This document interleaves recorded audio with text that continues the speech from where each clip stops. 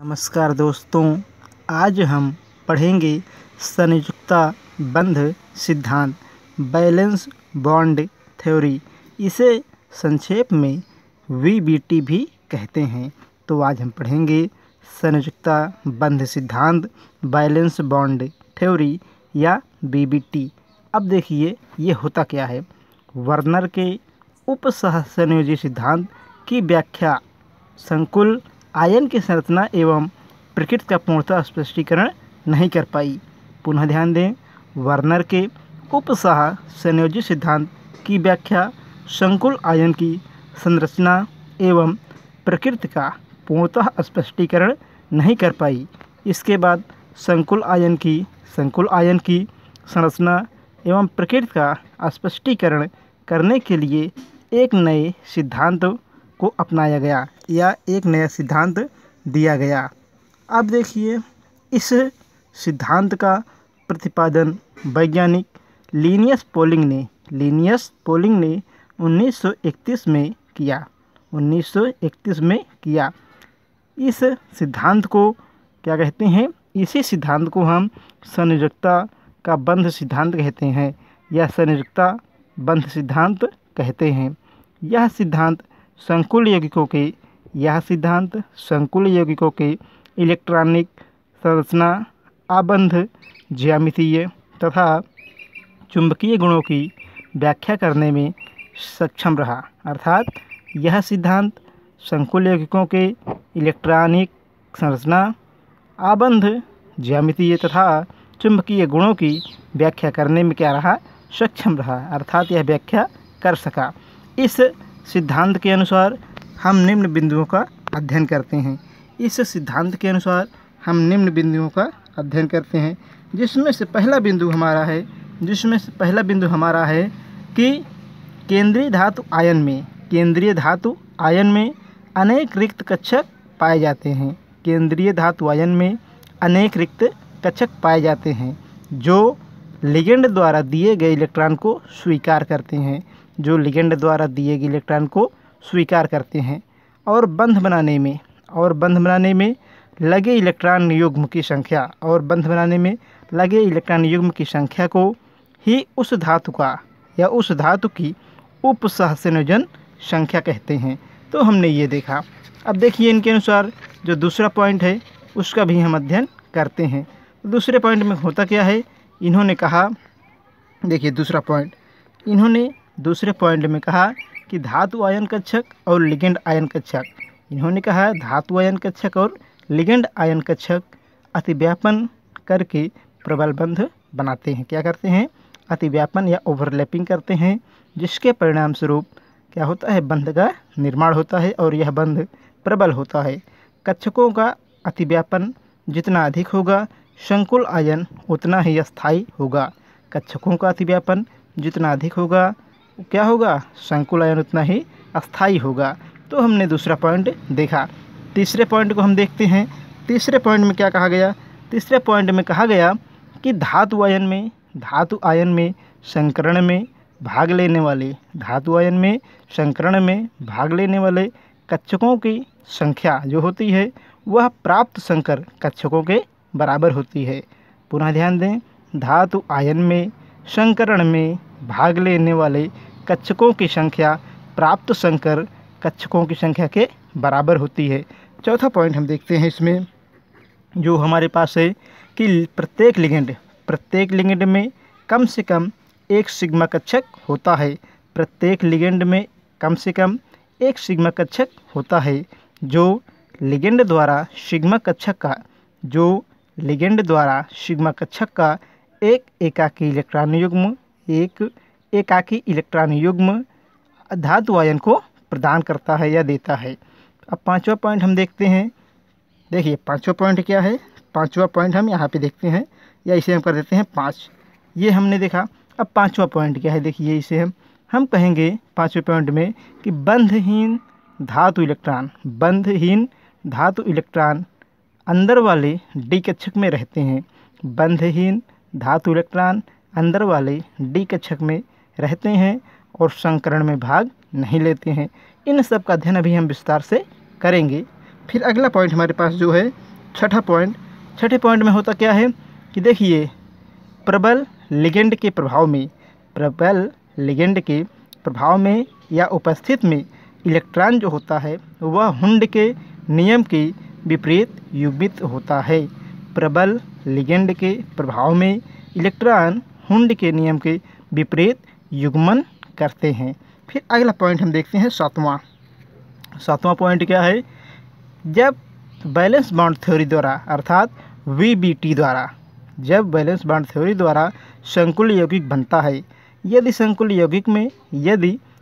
यौगिक में युग्मित इलेक्ट्रॉन होते हैं, क्या होते हैं, युग्मित इलेक्ट्रॉन होते हैं, मतलब पेयरिंग होती है या युग्मित इलेक्ट्रॉन होते हैं, तब वे क्या होंगे, तब वे होंगे आपके संकुल आयन प्रतिचुंबकीय। क्या होंगे, चुंबकीय। पुनः ध्यान दें, प्रतिचुंबकीय कब होंगे, जब इलेक्ट्रॉन कैसे हों, युग्मित हों। तो पुनः ध्यान दें, आप कहेंगे कि बैलेंस बॉन्ड थ्योरी द्वारा यह संयोजकता बंध सिद्धांत द्वारा जो यौगिक या जो संकुल यौगिक बनता है, यदि उसमें क्या हो, युग्मित इलेक्ट्रॉन हो, मतलब पूर्णतः या पूरा यौगिक जो आप आगे समझेंगे उसमें यदि इलेक्ट्रॉन कैसे हों, युग्मित हों, तो वह प्रतिचुंबकीय होगा। लेकिन यदि संकुल आयन जो बना है बैलेंस बॉन्ड थ्योरी के द्वारा, यदि उसमें इलेक्ट्रॉन अयुग्मित होते हैं, कैसे, अयुग्मित होते हैं, तब वह कैसा होगा, वह होगा अनुचुंबकीय।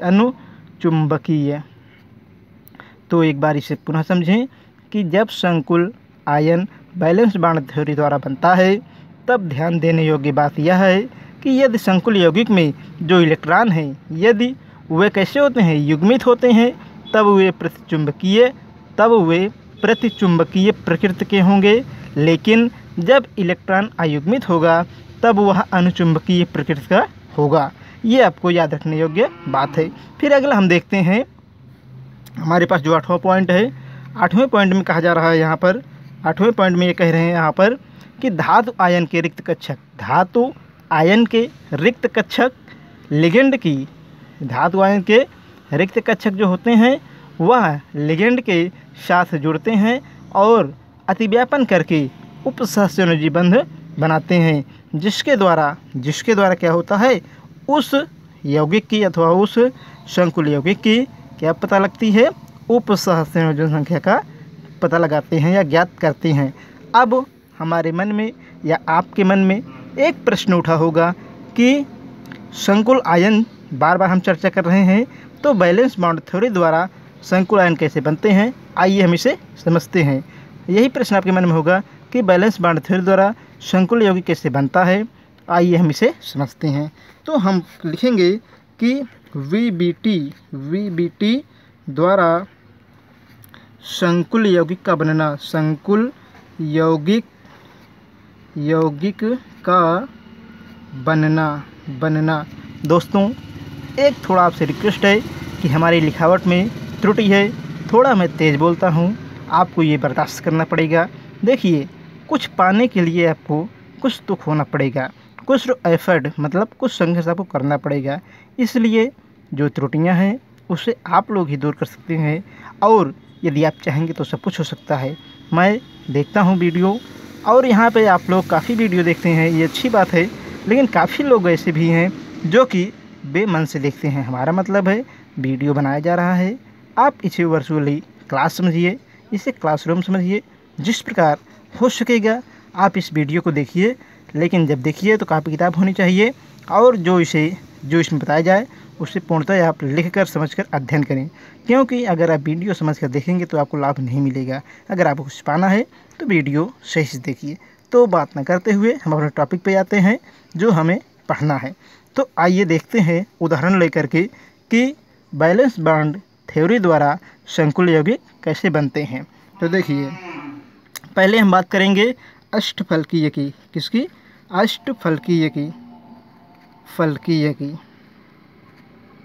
अष्टफलकीय यौगिक या संकुल, जिसमें हम क्या करेंगे, जिसमें हम लेंगे यहाँ पर दो उदाहरण। पहला लेंगे हम यहाँ पर CO, उसके बाद NH3 6 और उसके बाद हम लेंगे तथा CO, यहाँ पे होगा F केवल, और ये 6 बार रहेगा, ये आयन होगा आपका। अब देखिए संकुल यौगिक कैसे बनता है। तो इसमें आपको करना क्या है, अब आप पहले इसे समझिए। तो आप लिखेंगे क्या, CONH3 6 मतलब 6 बार। अब इसको हमें समझना है। तो देखिए इस संकुल यौगिक में जो केंद्रीय धातु परमाणु है वह क्या है, कोबाल्ट है। इस संकुल यौगिक में जो केंद्रीय धातु परमाणु है वह कोबाल्ट है, जिसका परमाणु क्रमांक 27 है। आप ऐसे कर सकते हैं। और उसी प्रकार ध्यान दें, इस संकुल यौगिक में केंद्रीय धातु परमाणु कोबाल्ट है, जिसका परमाणु क्रमांक 27 है। तो हमने इतना समझ लिया। आइए अब हम समझते हैं। तो आप करेंगे कोबाल्ट का इलेक्ट्रॉनिक विन्यास। तो कोबाल्ट 27 होता है। तो देखिए 1s2 2s2 2p6 3s2 3p6 और उसके बाद क्या होगा 4s2 और 3d7। ये आपने विन्यास किया, लेकिन इस अवस्था में नहीं होगा। आपको क्या करना है, देखिए 3+ दिया गया है, अर्थात आप क्या करेंगे, CO 3+ अवस्था में लाने के लिए क्या करेंगे, 3 इलेक्ट्रॉन को परित्याग कर देंगे। तो हो जाएगा 1s2 2s2 2p6 3s2 3p6 और यहाँ पे होगा आपका 4s0 और 3d हो जाएगा। उसके बाद यहाँ पे क्या है, 7 है, 7 में 1 चला जाएगा क्योंकि हमें 3 इलेक्ट्रॉन बाहर करना है, तो 6 हो जाएगा। यहाँ तक आपको ये समझ में आ गया होगा। अब देखिए हमको करना क्या है, यहाँ पर कक्षक बनाने पड़ेंगे। यहाँ पर हमें कक्षक बनाने पड़ेंगे।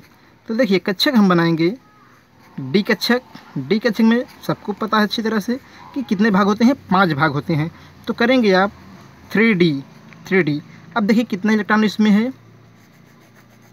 6 है, और पहले भाग में कितना था, 7।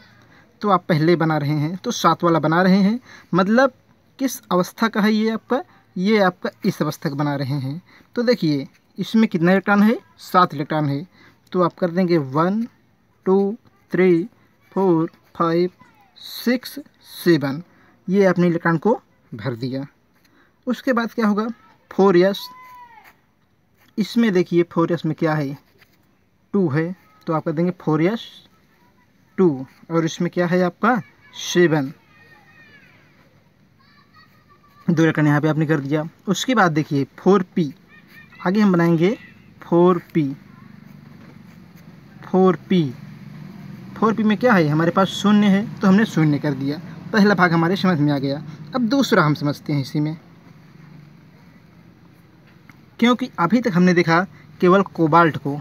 अब हम देखेंगे CO3+ को। तो देखिए इसके कितने भाग होंगे, इसके होंगे 5 भाग। देखिए यहाँ पर 5 भाग हो गए। उसके बाद एक हो गया इसका 4 का, और ये होंगे आपके P के। इतना आपके समझ में आ गया होगा कि ये कक्षक कैसे बनते हैं। तो ध्यान से देखिए, आपने जैसे विन्यास किया है, पहले वाले के लिए हमने पहला कक्षक बना दिया और दूसरे वाले के लिए अब बना रहे हैं। तो देखिए क्या होगा, यहाँ पर हम देख रहे हैं D में कितने हैं, 6 इलेक्ट्रॉन हैं, 1 2 3 4 5 6, ये हो गए। 4 में क्या है, इस बार 0 हो गया है। तो 4 आप यहाँ के क्या करेंगे, 3D6 और 4s 0 और 4p 0, ये आप कर देंगे। इतना आपकी समझ में आ गया होगा। अब हम आगे बढ़ते हैं इसको। तो जब आगे बढ़ाएंगे तो क्या होगा यहाँ पर, तो अभी तक हमने इसको देखा। अब हम देखेंगे आगे क्या होता है। देखिए ये इलेक्ट्रॉन क्या करेंगे, युग्मित हो जाएंगे, अर्थात जोड़े में आ जाएंगे। इसलिए क्या होगा यहाँ पर ये हो जाएगा आपका 1 2 3 4 5 6। देखिए 1 2 3 4 5 6। तो ये पेयरिंग कर लिए, क्या करिए, पेयरिंग या जोड़े बना लिए। जब जोड़े बना लिए तो ये इस रूप में आ गए। देखिए अब यहाँ पर जब जोड़े बना लिए तो आपने क्या देखा था कि आपका प्रश्न क्या दिया गया है, पुनः ध्यान दें। तो ये क्या, कौन इलेक्ट्रॉन हो जाएगा, यहाँ पर 2 ये खाली हो गए, उसके बाद 2 यहाँ पे, 1 यहाँ पे खाली हुआ और 3 भाग यहाँ पे खाली हो गए। तो देखिए आपको जो यौगिक दिया गया था वो यौगिक यही तो था, CO। उसके बाद क्या था यहाँ पर आपका था, क्या था यहाँ पे देख लेते हैं जल्दी से। यहाँ पे NH3 6 था, CONH3 NH3 6 था, यही हमें यौगिक दिया गया था। अब देखिए तो CO, अब यहाँ पे NH3 लिख देंगे, यहाँ पर भी NH3 होगा, उसी प्रकार क्या होगा यहाँ पर भी NH3 होगा।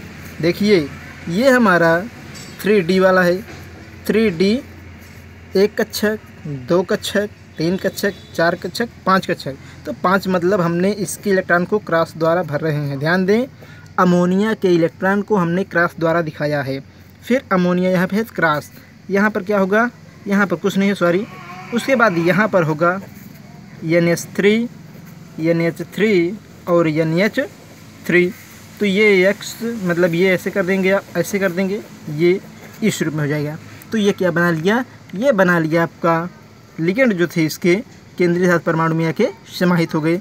तो हमने इसको देखा, जब इसको हमने देखा तो हमने इसको यहाँ पर ये देखा कि इलेक्ट्रॉन जब केंद्रीय धातु में आके समाहित हो गया तो इसकी एक संकुल रचना बन गई या संकुल आयन बन गया। अब देखिए इस संकुल बनाने में जो इलेक्ट्रॉन युग्म है, देखिए इस संकुल को बनाने में क्या हुआ, इलेक्ट्रॉन युग्म हर जगह आपको दिखाई पड़ रहा है। जब इलेक्ट्रॉन युग्म आपको दिखाई पड़ेगा तो क्या होगा, यहाँ पर जब इलेक्ट्रॉन युग्म दिखाई पड़ेगा तो यह यौगिक कैसा होगा, यह यौगिक अनुचुंबकीय होना चाहिए। लेकिन प्रयोगों द्वारा देखा गया कि यह यौगिक प्रतिचुंबकीय है। यह यौगिक कैसा होना चाहिए था, अनुचुंबकीय, चुंबकीय। लेकिन प्रयोगों द्वारा देखा गया तो यह यौगिक कैसा है, प्रतिचुंबकीय। पुनः ध्यान दीजिए आप एक बार, देखिए ये यहाँ पे 6 इलेक्ट्रॉन थे, टोटल 6 इलेक्ट्रॉन थे। 6 को हमने क्या किया, 6 इलेक्ट्रॉन का युग्मन कर दिया। जब युग्मन कर दिया तो ये ऐसे चले आए। उसके बाद हमारे पास 6 लिगेंड थे। हमको पता है कि प्रत्येक लिगेंड से 2 इलेक्ट्रॉन मिलता है। 2 इलेक्ट्रॉन यहाँ पर आया, 2 यहाँ पे आया, 2 यहाँ पे आया। उसी प्रकार 2 यहाँ पे, 2 यहाँ पर, 2 यहाँ पर आया। ये अपना पूरा स्टेप पूर्ण कर लिए। अब आप देखिए इस वाले भाग में कोई ऐसा है जिसमें अयुग्मित इलेक्ट्रॉन हो, तो अयुग्मित इलेक्ट्रॉन ना होने के कारण, कि इसमें कोई अयुग्मित इलेक्ट्रॉन नहीं है। इसमें सभी इलेक्ट्रॉन कैसे हैं, सभी इलेक्ट्रॉन इसमें युग्मित हैं, जिसके कारण, और अभी आप पढ़े थे कि जब इलेक्ट्रॉन युग्मित होगा तो यह प्रकृति में कैसे होगा, प्रतिचुंबकीय होगा। लेकिन बताया गया कि यह अनुचुंबकीय है, तो आपने इसको देखा। उसके बाद हम पढ़ेंगे, एक प्रश्न हमारे यहाँ आया हुआ है कि यह बताइए कि यह प्रतिचुंबकीय है कि अनुचुंबकीय है। तो आइए हम उस प्रश्न का अध्ययन कर लेते हैं। हमारे पास एक प्रश्न है, हमारे पास एक यौगिक है COF6। तो उसी प्रकार हम करेंगे यहाँ पर विन्यास। हमें पता है कि केंद्रीय धातु परमाणु क्या है, CO है, और लिगेंड F है। अब देखिए होगा क्या यहाँ पर हो गया आपका कि हमें विन्यास करना पड़ेगा। तो विन्यास क्या, परमाणु क्रमांक 127 होता है, इसका हम विन्यास करेंगे। तो विन्यास क्या हो जाएगा, 1s2 2s2 2p6 3s2 3p6 4s2 और 3d7। तो हम पूर्व बात देख लेंगे, उसे आप एक बार पुनः देख लेंगे कि विन्यास कैसे हुआ है। आइए हम आपको रियलिटी पे आते हैं कि मतलब आगे आप कैसे इसका विन्यास करेंगे और कैसे बनाएंगे। तो देखिए जब आप बनाएंगे तो आप देखेंगे कि इसमें जो D कक्षक हैं, इसमें क्या है, D कक्षक हैं, उनके कितने भाग होते हैं, D के 5 भाग होंगे, 1 2 3, और ये हो गए आपके 1 2 3 4 5 पार्ट, 5 भाग हो गए। अब प्रत्येक में इलेक्ट्रॉन 1 2 3 4 5। अब आपके पास कितना है, यहाँ पे D में 7 है, इसलिए आप ऐसे बना देंगे। ये 7 इलेक्ट्रॉन आपके पास हो गए, सॉरी ये इलेक्ट्रॉन है, ये 7 इलेक्ट्रॉन आपके पास हो गए। उसके बाद हम देखेंगे कि CO3+ अवस्था में कैसा है। तो विन्यास करेंगे हम, तो करेंगे हम यहाँ पर 1s2 2s2 2p6 3s2 3p6 4s2 और 3d। अब देखिए यहाँ से इलेक्ट्रॉन निकलेंगे, जब निकलेंगे तो कंडीशन क्या होगी, यहाँ पे 6 हो जाएगा और यहाँ पर क्या हो जाएगा, यहाँ पर 0 हो जाएगा। इतना हमारे समझ में आ गया है। उसके बाद देखिए अब क्या होगा उसके बाद हम करेंगे यहाँ पर इसका ऐसे कक्षक बना लेंगे, डी कक्षक। डी कक्षक बनाने के बाद डी कक्षक को बना लेंगे, उसके बाद ये यस कक्षक हो जाएगा और ये आपका पी कक्षक हो जाएगा। देखिए यहाँ पे डी कक्षक, यहाँ पे 4s और यहाँ पे 4p हमने ये बना लिया। उसके बाद हमें आवश्यकता पड़ेगी यहाँ पर किसकी, 4d की। तो d के कितने भाग होते हैं हमको पता है, d के भाग होंगे आपके 5। ये 5 भाग बना लिए, तो ये है 4d। इतना आपने कर लिया। देखिए ये जो इलेक्ट्रॉन है आपके, ये जो इलेक्ट्रॉन है वो क्या करेंगे, पेयरिंग कर लेंगे। तो यहाँ पर देखिए, यहाँ पर 1 इलेक्ट्रॉन, 2 इलेक्ट्रॉन, इस प्रकार हो जाएगा आपका। बाकी शेष इलेक्ट्रॉन इस रूप में रह जाएंगे, पेयरिंग यहाँ पर नहीं करते हैं। अब देखिए 4 में क्या है, 4 में हम बात करते हैं यहाँ पर कि इलेक्ट्रॉन चला गया था, इसलिए कक्षक रिक्त पड़ा हुआ है। तो हमारे पास कुल रिक्त कक्षक कितने हैं, 1 2 3 और ये 4 5 6 7 8 9, ये हमारे पास टोटल कक्षक हैं।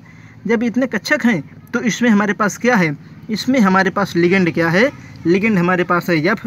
तो हम लिगेंड को देखते हैं, यहाँ पर कर देंगे 4s से क्या कर देंगे, एक F को जोड़ देंगे, ये 2 इलेक्ट्रॉन को देगा। इसको F से जोड़ देंगे, ये 2 इलेक्ट्रॉन देगा। उसी प्रकार इसको जोड़ देंगे, ये 2 इलेक्ट्रॉन देगा। उसके बाद इससे तो ये भी 2 इलेक्ट्रॉन देंगे। पुनः ध्यान दें आपके पास कितने हैं कुल, CN। देखिए यहाँ पे प्रश्न क्या है आपका, COF6। तो F हमने 1 बार किया, 2 बार किया, 3 बार किया, 4 बार किया, 5वां और 6ठा F। तो यहाँ पर क्रॉस, यहाँ पर क्रॉस, इस प्रकार हो गया। अब देखिए ये इसी का भाग ये वाला है। तो पुनः आप चित्र स्पष्ट से देखिए, आपने चित्र को देख लिया। देखिए इसमें क्या है, इसमें युग्मित इलेक्ट्रॉन है, इसमें युग्मित इलेक्ट्रॉन है, आपने ये देखा।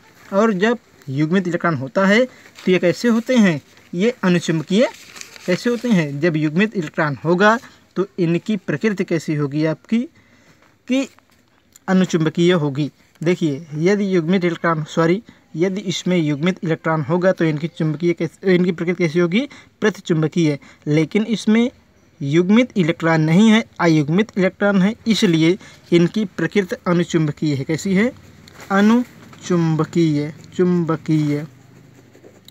पुनः ध्यान दें, यदि संकुल आयन में क्या हो, युग्मित इलेक्ट्रॉन होगा तो उसकी जो नेचर होगी या प्रकृति होगी प्रतिचुंबकीय होगी। लेकिन यदि किसी संकुल आयन में इलेक्ट्रॉन कैसे हों, अयुग्मित, जिनका जोड़ा ना बना हो, तो इसमें जोड़ा नहीं बना है, इसलिए क्या होगा, अनुचुंबकीय।